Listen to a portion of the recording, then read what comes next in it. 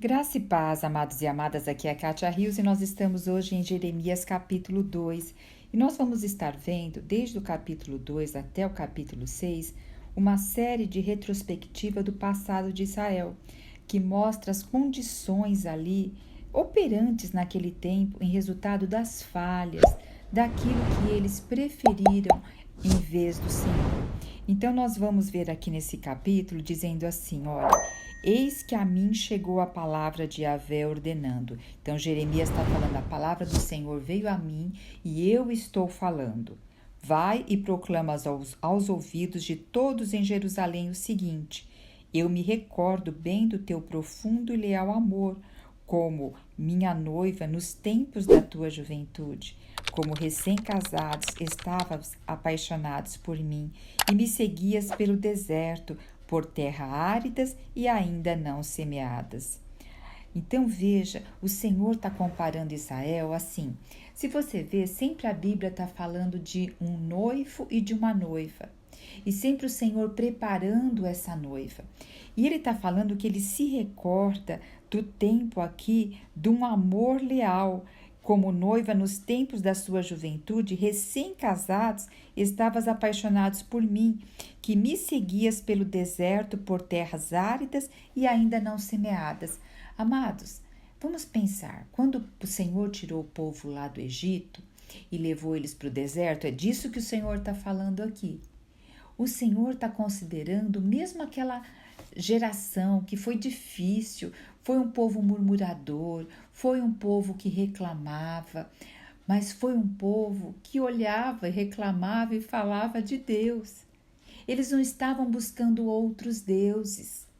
Havia sim conflitos, havia ingratidão, mas eles tinham um olhar somente para Deus. Eles não estavam buscando outros deuses. E aqui o Senhor faz referência que aquela época era boa. Então, para a gente perceber o quanto essa época aqui, que Jeremias está profetizando, estava tão ruim.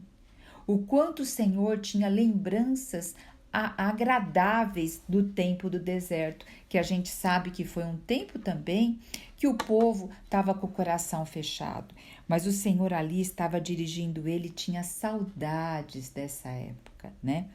Então vocês percebem o quanto o povo realmente tinha se desviado. Quando o Senhor levou o povo de Israel para a terra ali, que ele chama a terra prometida, terra que emana leite e mel, essa terra, ela não tem rios, ela só tem o Rio Jordão, que é um rio que ele tem assim pouca água. Não é um rio grande, de extensão grande, nada disso. Mas o Senhor prometeu que o Senhor seria ali a chuva daquela terra, o Senhor que mandaria a chuva. Eles dependendo do Senhor, ali o Senhor estaria com eles, fazendo a terra frutificar. Então, aqui nós vamos ver que também, conforme eles foram ficando desobedientes, o Senhor não mandava a chuva seródia, e aí eles começaram a adorar Baal.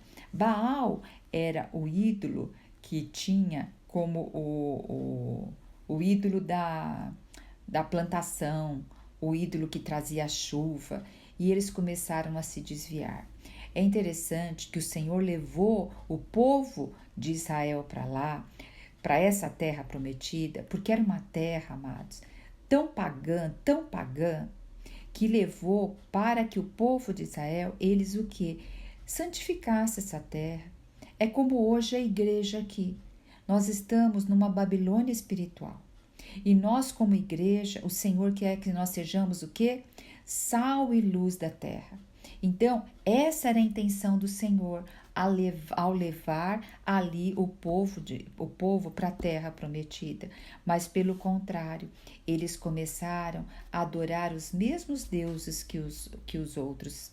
E nós vamos ver aqui na continuidade, olha. Ora, Israel, meu povo, era sagrado para com Yahvé, como as primícias de sua colheita. Todos aqueles que se atreviam a devorá-los eram considerados agressores e culpados, e, portanto, a desgraça os perseguiam até puni-los. Palavra do Senhor. O Senhor está dizendo que protegia o povo dele como a menina dos olhos dele, e todos aqueles que se atreviam a perseguir Israel iam receber a punição do próprio Senhor. Portanto, versículo 4, ouvi a palavra de Yahvé, ó casa de Jacó, todos os clãs da comunidade de Israel. Assim diz o Senhor, o que encontram os vossos pais de injusto em mim? Ou em minhas atitudes para que se afastem da minha pessoa e participem em busca do nada, do vazio, tornando-se eles mesmos nulos e sem sentidos? Amados, o Senhor está dizendo assim, por acaso vocês viram falta em mim?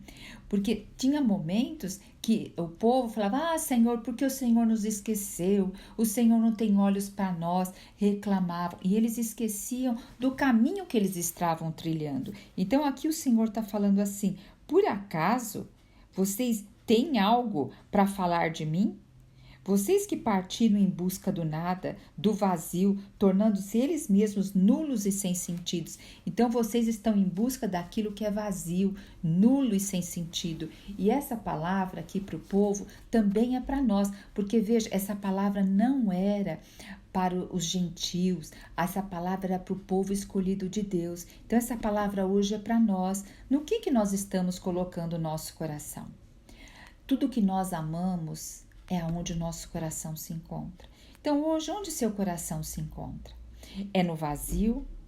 Em que o nosso coração? Em coisas nulas e sem sentido? Ó Senhor Jesus! E aqui diz o versículo 6, ora, eles me questionaram, onde está Yahvé? O que nos fez sair da terra do Egito e nos conduziu pelo deserto, por uma terra de estepes e barrancos, por uma terra seca e de trevas, por uma terra que ninguém atravessa e na qual o ser humano não tem condições de viver? Quer dizer, eles estão questionando. Acabei de falar isso do outro versículo. Entretanto, eu vos trouxe para uma terra fértil, a fim de que alimentasseis e aproveitasseis de todos os seus bons frutos e bens. Contudo, vós adentraste, profanaste a minha terra e tornaste a minha herança abominável. Então, veja, o Senhor deu uma herança e eles profanaram a herança do Senhor. Hoje, como igreja, nós estamos recebendo essa herança de ser luz e sal da terra. E como nós estamos fazendo isso? E eles profanaram. Diz aqui, os sacerdotes não indagaram por Yahvé, os intérpretes da Torá, da lei, os intérpretes da Torá, da lei, a manutenção das ordenanças, nem me reconheceram. Os líderes do povo se rebelaram contra a minha pessoa. Os profetas pregaram em nome de Baal, seguindo deuses imaginários e inúteis. Olha só, os profetas pregaram em nome de Baal, seguindo deuses imaginários e inúteis. Nós tivemos o reinado do rei Manassés, que foi um dos piores reis, que ali realmente adorava outros deuses. Então foi assim, inclusive, amados, para vocês terem uma ideia, quando foi o reinado do rei Josias, o rei Josias que encontrou o livro da lei que estava perdido. Então, se o livro da lei estava perdido, ninguém mais seguia a lei, nem os sacerdotes, não havia os levitas seguindo a lei, nem o rei. Então, Josias voltou ali a pegar o livro da lei e quando ele começou a ler e ver tudo o que acontecia, ele começou a restaurar tudo. Mas numa guerra que houve, Josias foi morto e aí começou a retomar toda a idolatria novamente. Tá? Então, por isso que ele está falando dos sacerdotes aqui. Por isso, eu novamente os acuso em juízo, declara Yahvé, e farei denúncia também contra os filhos de vossos filhos, diz o Senhor. Então, o próprio Senhor está denunciando. Atravessai, pois, o mar até o litoral das ilhas de Quitim, Chipre e Vede.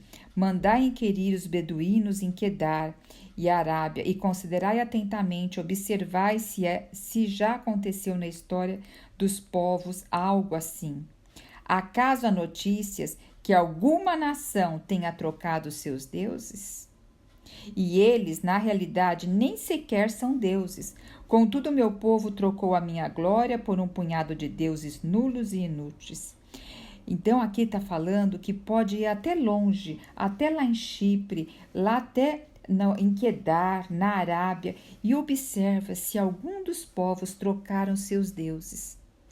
Porque para eles era os deuses era moeda de troca. Então, eles faziam culto aos deuses para receber algo.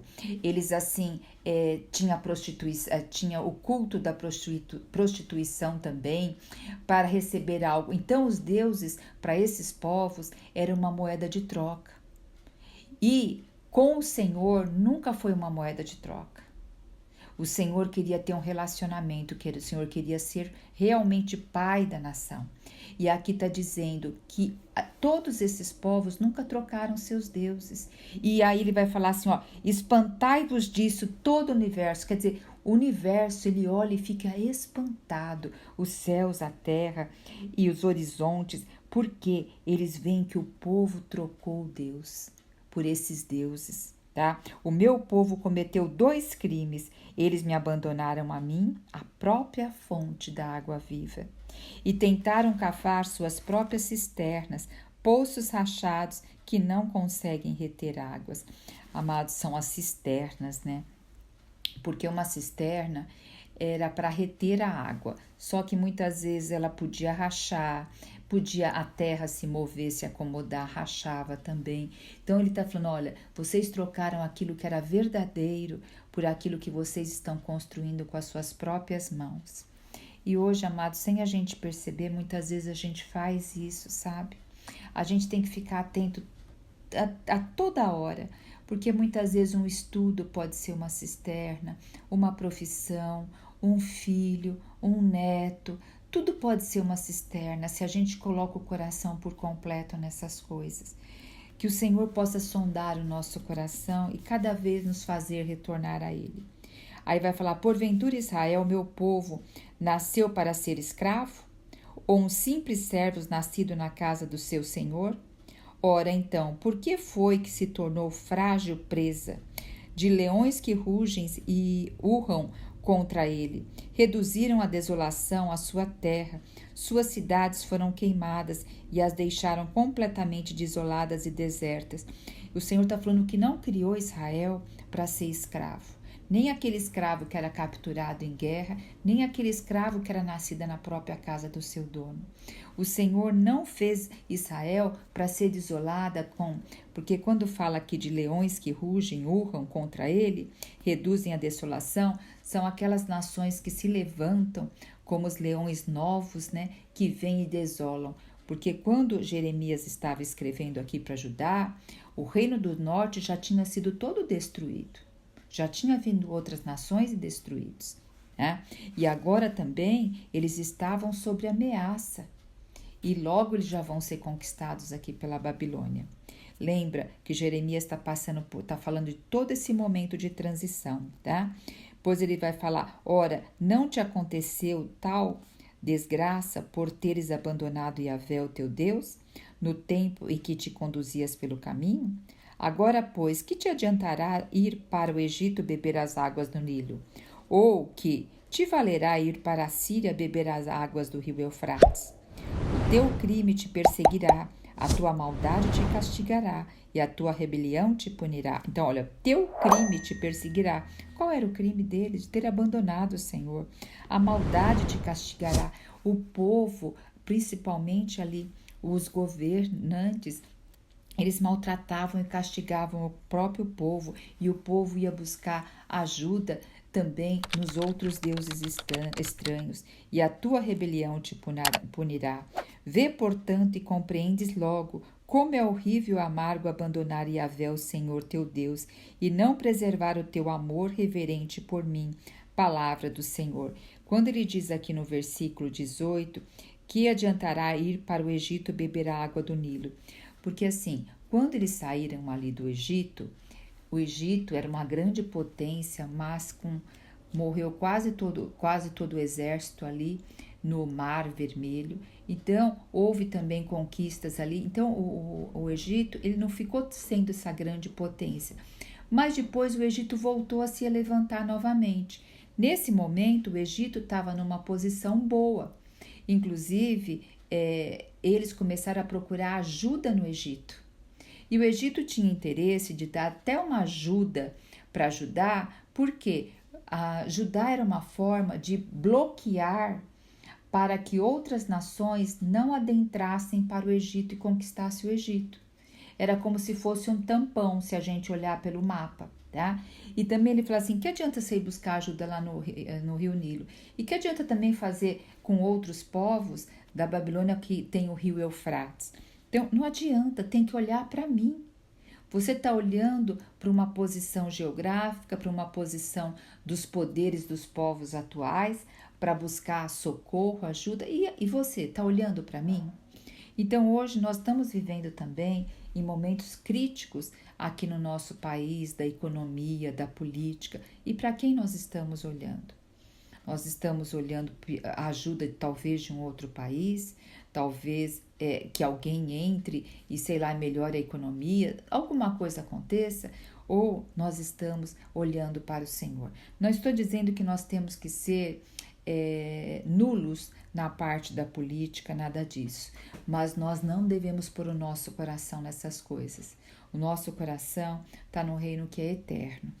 Agora, a partir do versículo 20, nós vamos ver Israel, que vai estar falando mais especificamente quando Israel estava prestando culto a Baal. Vai falar, ó, desde tempos antigos eu quebrei o teu jugo e despedacei as correias das tuas cadeias. Mas tu declaraste, não servirei a ti. E sendo assim, em toda a colina elevada e debaixo de toda árvore frondosa, tu adulteraste e deixaste como uma prostituta. Então, está dizendo que nas partes tanto da colina, porque eles faziam em cima dos montes, eles faziam altares a Baal, porque eles achavam que quanto mais alto o Deus ia ouvir. E debaixo das árvores eles faziam aqueles cultos com prostitutas, para falar que, por que debaixo da árvore? Para falar sobre a fertilidade, né? Então, eles pegaram os costumes dos outros povos. Aí ele vai falar, eu a plantei como uma videira. O Senhor está falando, você vai falar sempre, muitas vezes, comparando com prostituta. Por quê? Porque tudo aquilo que sai fora de adorar o Senhor é uma prostituição. E Israel é tido como a noiva, tá? Então, olha, eu a plantei como uma videira excelente de sementes. Então, eu coloquei vocês nessa terra aqui, como uma videira de semente excelente, absolutamente pura. Como pudeste se deixar transformar numa parreira podre e selvagem? Quer dizer, eu fiz assim, eu plantei vocês puro num terreno tal, e vocês se permitiram se tornar uma parreira podre e selvagem? Ainda que te laves com salitre e com muito sabão. Salitre era tipo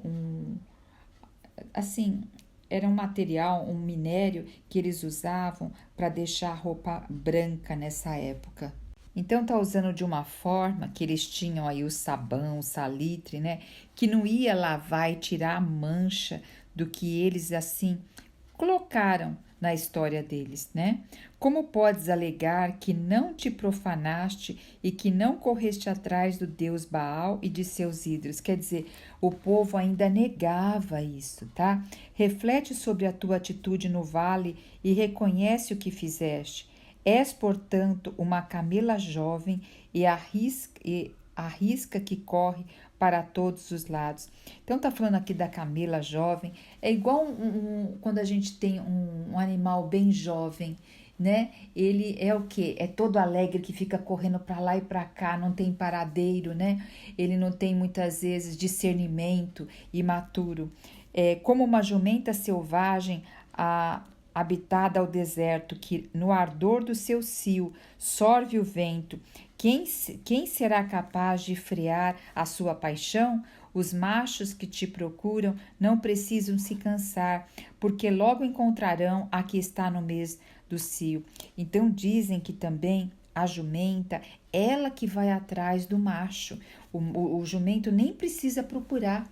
E o vento assim também vai atrair o cheiro, né? O vento leva o cheiro e também atrai o jumento, mas é mais a jumenta que fica atiçada para procurar. Então, o Senhor está comparando Israel tanto a uma jumenta, como também o que a gente viu aqui no versículo 23, né? Que diz como uma camela jovem, inquieta, que vai atrás de outros deuses. Quer dizer, não precisa nem ter muito apelo, ela mesma que vai atrás, como se estivesse no cio. Não permitas que teus pés sejam esfolados, nem que a tua garganta fique seca. Mas tu alegas, não tem jeito, eu estou apaixonada pelos deuses estrangeiros e continuarei correndo atrás deles. Ó Senhor Jesus! Vocês percebem o coração do Senhor? Nosso coração, nosso Senhor tem sentimentos. Você vê a mágoa dele dizendo, olha, eu fiz tudo por vocês, plantei vocês uma semente pura, sabe?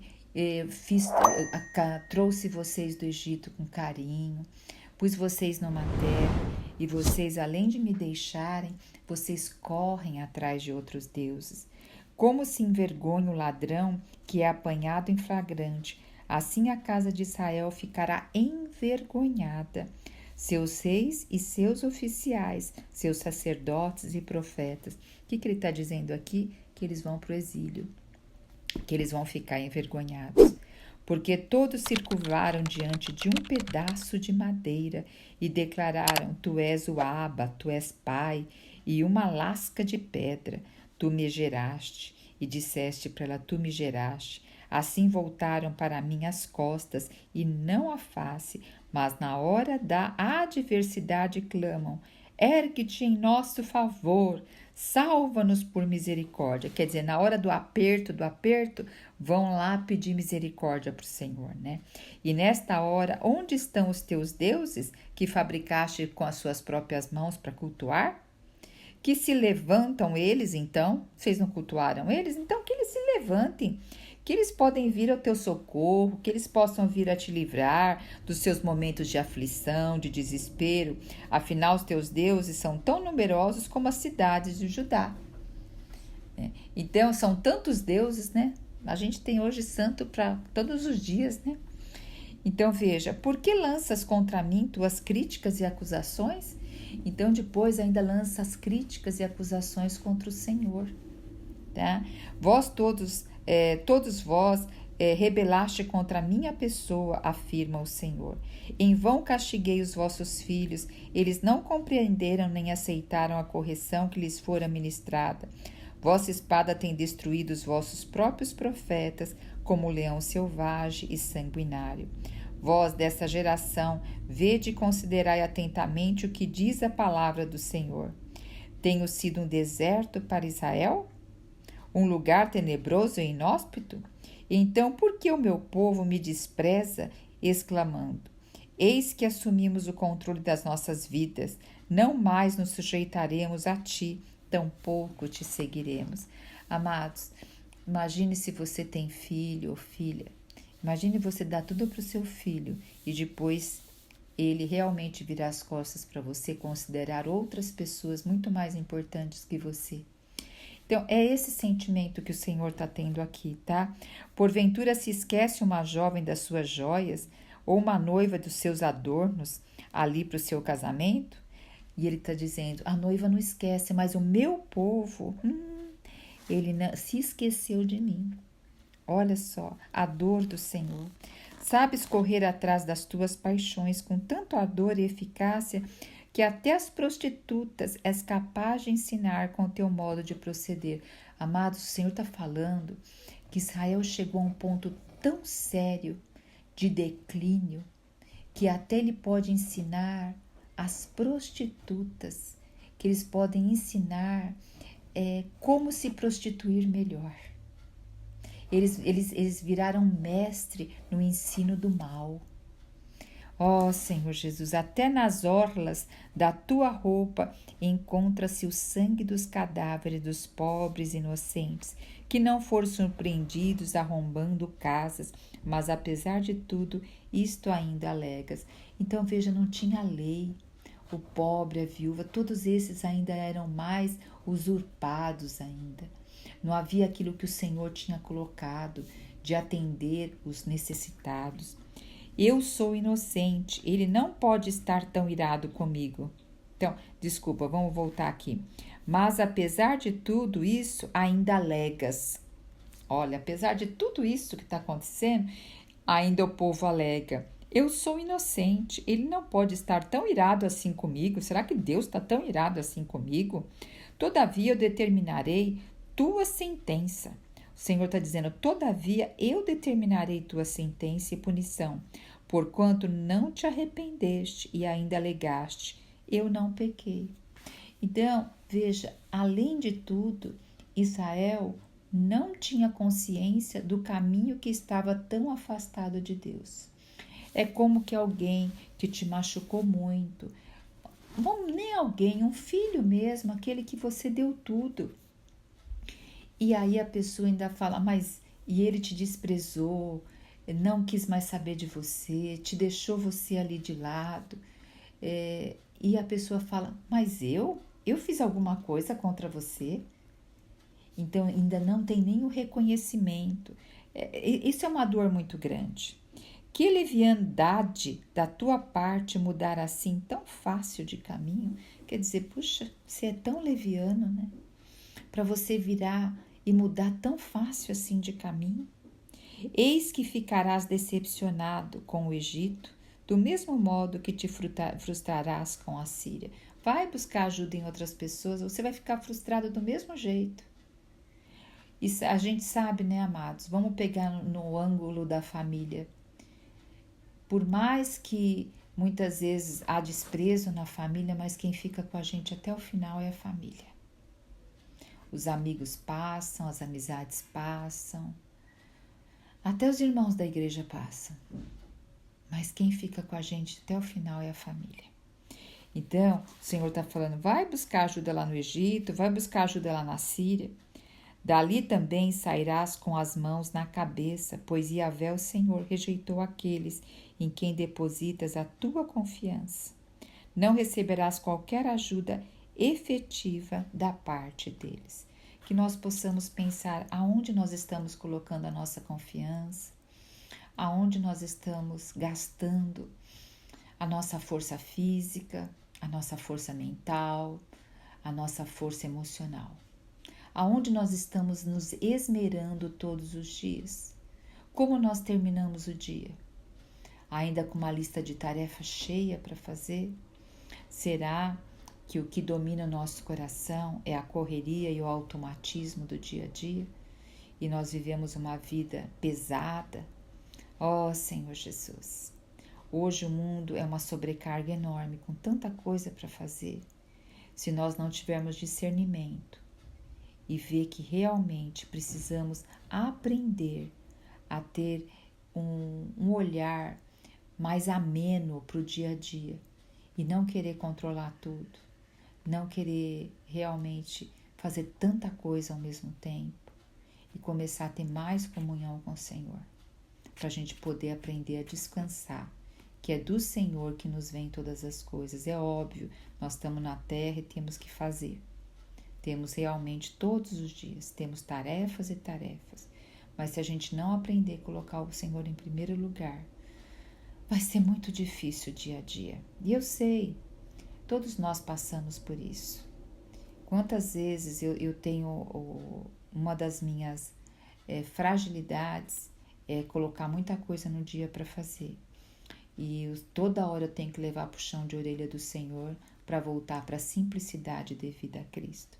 Então pensa, qual é a sua fragilidade que toda hora você tem que se lembrar de voltar para a simplicidade devida a Cristo?